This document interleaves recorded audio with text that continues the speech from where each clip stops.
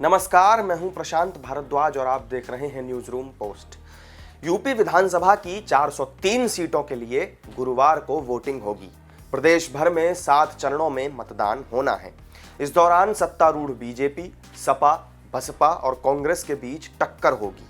लखनऊ की इस लड़ाई में सबकी नजरें पश्चिमी यूपी की एक खास सीट पर हैं और इसकी वजह यह है कि जो भी पार्टी इस सीट को जीतती है वही पार्टी यूपी में सरकार भी बनाती है।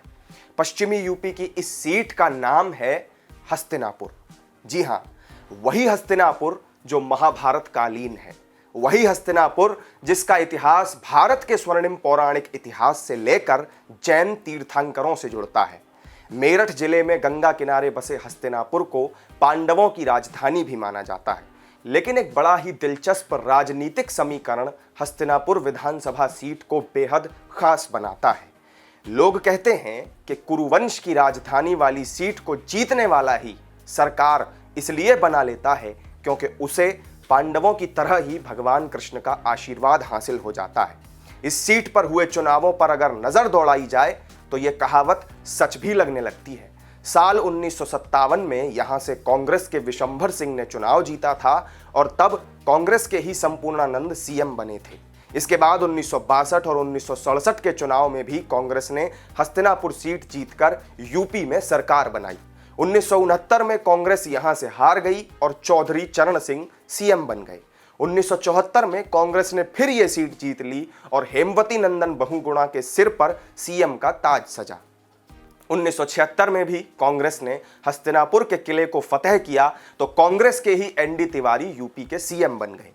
1977 में जनता पार्टी ने यह सीट जीती और राम नरेश यादव यूपी के सीएम बने। इसके बाद 1980 में कांग्रेस ने फिर चुनाव जीता और वीपी सिंह सीएम बने। इसी तरह 1985 में कांग्रेस ने हस्तिनापुर पर अपना कब्जा कायम रखा और एनडी तिवारी फिर से सीएम बन गए। इसके बाद साल 1989 में मुलायम सिंह यादव की तत्कालीन जनता दल समाजवादी ने यह सीट जीती और यूपी में सरकार बनाई। 1996 में बसपा ने इस सीट पर कब्जा जमाया और लखनऊ में मायावती सीएम बन गई। 2002 में समाजवादी पार्टी ने हस्तिनापुर जीता तो मायावती के बाद 6 महीने के लिए मुलायम सिंह यादव फिर सीएम बन गए। ये संयोग 2007 में भी जारी रहा जब बीएसपी ने यह सीट जीती और मायावती फिर सीएम बन गई।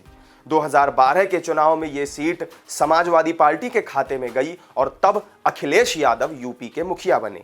वहीं 2017 में इस सीट पर बीजेपी का कमल खिला और यूपी में योगी आदित्यनाथ सीएम की कुर्सी पर बैठे हुए हैं। यानी जिस भी पार्टी ने हस्तिनापुर की सीट पर अपना झंडा लहराया, उत्तर प्रदेश के सबसे बड़े सियासी तख्त पर उसी पार्टी का सीएम बैठा। गुरुवार को पश्चिमी यूपी की अन्य सीटों के साथ ही हस्तिनापुर सीट पर भी वोट डाले जाएंगे और 10 मार्च को यह पता चल जाएगा कि इस बार हस्तिनापुर से जीतकर किसने भगवान कृष्ण की कृपा प्राप्त की है। तो हमारी इस वीडियो में फिलहाल इतना ही। फिर मिलेंगे यूपी चुनाव से जुड़ी किसी और दिलचस्प जानकारी के साथ। तब तक आप जुड़े रहिए हमारे साथ और देखते रहिए न्यूज रूम पोस्ट। नमस्कार।